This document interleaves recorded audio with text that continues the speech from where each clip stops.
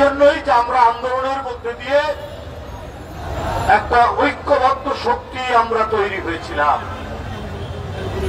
কিন্তু সরকার গঠনের পর মনে হলো কোন একটি বিশেষ গোষ্ঠীর সরকার। এখানে যে আমাদের এত ছেলের রক্ত ছড়লো, তাদের দেহ রাজপথে লুটিয়ে পড়লো, এইটার কি কোনো দাম নেই? এই আন্দোলনের শহীদ, এই আন্দোলনের বিজয়ের পর শেখ হাসিনা যখন বিদায় নিলেন, 3 দিন পর সরকার গঠন করা হলো। সেই 3 দিন না ছিল পুলিশ, না ছিল প্রশাসন, না ছিল সরকার। সমাজের মধ্যে শান্তি স্থিতি বিরাজ রক্ষার্থে কারা কাজ করেছে? এই যে বিএনপি অঙ্গ সংগঠন নেতা কর্মীরা, ছাত্ররা করেছেন, তাদেরকে সহায়তা করেছে। কেন বলা হয়, কেন ফেসবুকে লেখা হয় যে 5 বছর পর পর্যন্ত এই সরকার থাকুক?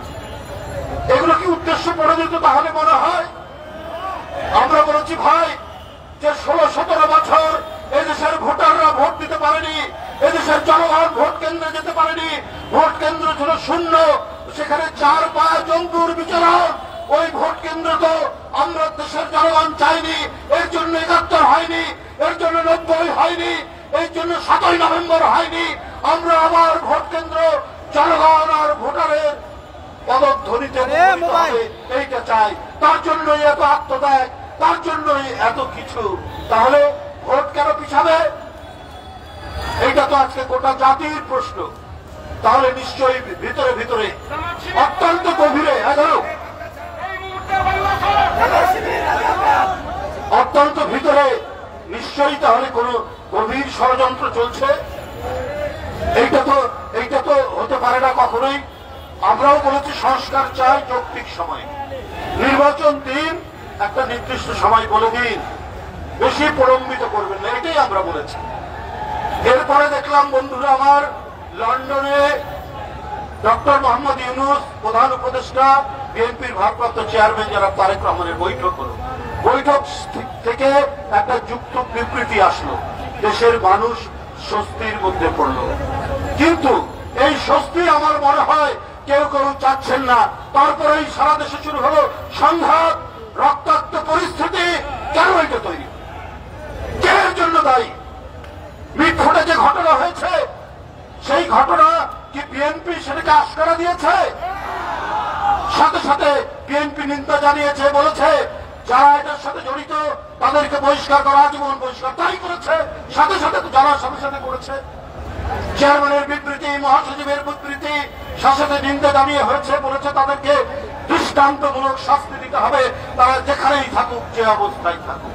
যে ঘটনা মিটফোটের সামনে হৃদয় বিদারক ঘটনা ঘটেছে, তার জন্য তো সবসময় যে কোনো হত্যাকাণ্ড, রক্তপাত সরকারকে অভিযোগ করে। আপনারা সরকারকে বললেন না, আইন শৃঙ্খলার জন্য দায়ী দায়িত্ব তো সরকারের, তাকে কিছু বললেন না, প্রশাসনকে কিছু বললেন না। মিছিল করছেন তারেক রহমানের বিরুদ্ধে, যিনি 17-18 বছর লন্ডনে রয়েছেন, যিনি নিজেই নিপীড়িত নির্যাতিত শেখ হাসিনার নামে, তার বিরুদ্ধে কথা বলছেন। আপনার চাঁদপুরের ইমামকে ছুরিকাহত করেছে কারা? হত্যার উদ্দেশ্যে। কক্সবাজারে আব্দুর রহিমকে একবারে প্রকাশ্য পেপারে আছে, আজকে দেখবেন যে জামাত নেতা খুন করেছে আব্দুর রহিমকে, বিএনপি নেতা।